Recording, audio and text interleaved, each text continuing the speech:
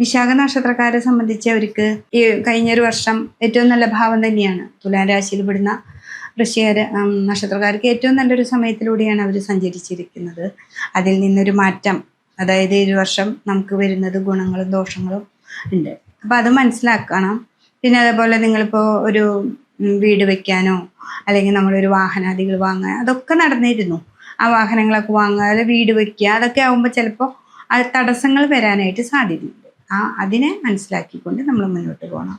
ആ തടസ്സങ്ങൾക്ക് നിങ്ങൾ ക്ഷേത്രങ്ങളിൽ പോകണം, ഈശ്വരാധീനം വേണം. അതേപോലെ നമ്മുടെ വാക്കുകൾ വളരെയധികം ശ്രദ്ധിക്കണം.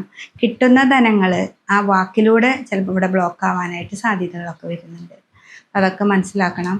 വൃശ്ചിക രാശിക്കാരെ സംബന്ധിച്ച് അവർക്ക് ഓൾറെഡി കുറച്ച് ബുദ്ധിമുട്ടുകളുള്ള ഒരു സമയമായിരുന്നു. പക്ഷേ ഈ ഒരു വർഷം ഈ വൃശ്ചിക രാശിയിൽ പെടുന്ന വിശാഖ നക്ഷത്രക്കാർക്ക് നല്ലൊരു സമയത്തിലേക്കാണ് പോകുന്നത്. അപ്പോൾ 2 രാശിയിൽ പെടുന്ന വിശാഖ നക്ഷത്രക്കാർ ശ്രദ്ധിച്ച് ഏത് രാശിയിലാണോ നിങ്ങളുടെ നക്ഷത്രം പെടുന്നതെന്ന് നോക്കണം. പിന്നെ അതുപോലെ നിങ്ങളുടെ ജാതകത്തിൽ എവിടെയാണോ എന്നുണ്ടെങ്കിൽ പരിശോധിക്കുക. അപ്പോൾ അങ്ങനെയൊക്കെ ആണെങ്കിൽ ഈ ഒരു വർഷം ഏറ്റവും നല്ല ഫലത്തിലാണ് പോകുന്നത്.